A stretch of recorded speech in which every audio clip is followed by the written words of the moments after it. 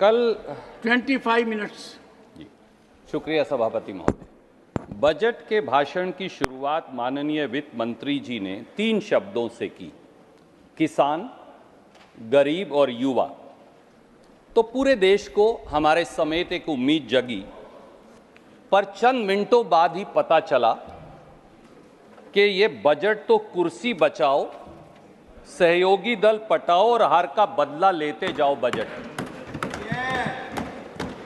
सभापति जी, पर क्या इस सरकार को देश के अन्नदाता किसान की कराहट, गरीब की लाचारी और युवा की बेरोजगारी की चिल्लाहट सुनाई भी देती है? सवाल यह भी है कि क्या भारत मां के बच्चों का दर्द व उसकी सिसकियों की गूंज सत्ता के गलियारों में अब बेरुखी का सबब बन गई? क्या जात और धर्म के विभाजन में फंसे सत्ता में बैठे हुक्मरान इतने अंधे हो गए हैं कि उन्हें अब अन्नदाता किसान, गरीब और युवा भी जाति नजर आते हैं? मैं आपका ध्यान आकर्षित करूंगा बजट के पैरा 14 की ओर। उसमें साफ लिखा कि 3 जातियों की हम बात करेंगे, एक किसान, एक महिला और एक युवा। सभापति जी, 75 साल में पहली बार सत्ताधारी सरकार को किसान, नौजवान और युवा महिलाओं को भी जाति और धर्म की वर्ण व्यवस्था से देखने लगे। बात ना करें मिस्टर निषाद, बैठ करके बात ना करें प्लीज, बैठ करके बात ना करें। सभापति ji, please pause my time. अब sir, if they disturb then you have to pause my time.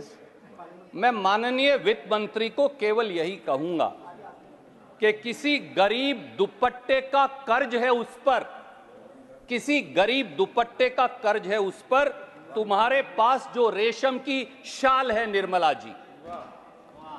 आइए जानते हैं इस बजट में उन्हीं 3 शब्द जो इस्तेमाल किए गए, किसान, युवा और गरीब, के लिए क्या है? सभापति जी, खेत, खेती और खेतीहर विरोधी है ये बजट।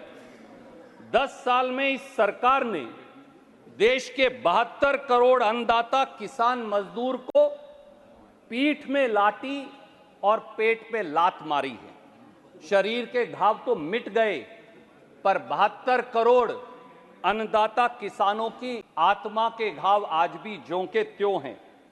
पिछले 10 सालों में कभी सीने पर गोली मार या जीप से रौंदकर किसानों का जीवन छीना, कभी 3 काले कानूनों के खिलाफ न्याय मांगते लाखों किसानों के रास्ते में कील, नश्तर और पत्थर बिछा दिए, कभी अन्नदाता किसान को आतंकी, उग्रवादी, मवाली, गुंडा बता हम करोड़ों मेहनत कशों के आत्मसम्मान पर हमला कर डाला, और जब उसी अन्नदाता ने 400 पार को 240 पर लाकर खड़ा कर दिया है तो आज उसकी बजट के माध्यम से आजीविका छीन रहे हैं।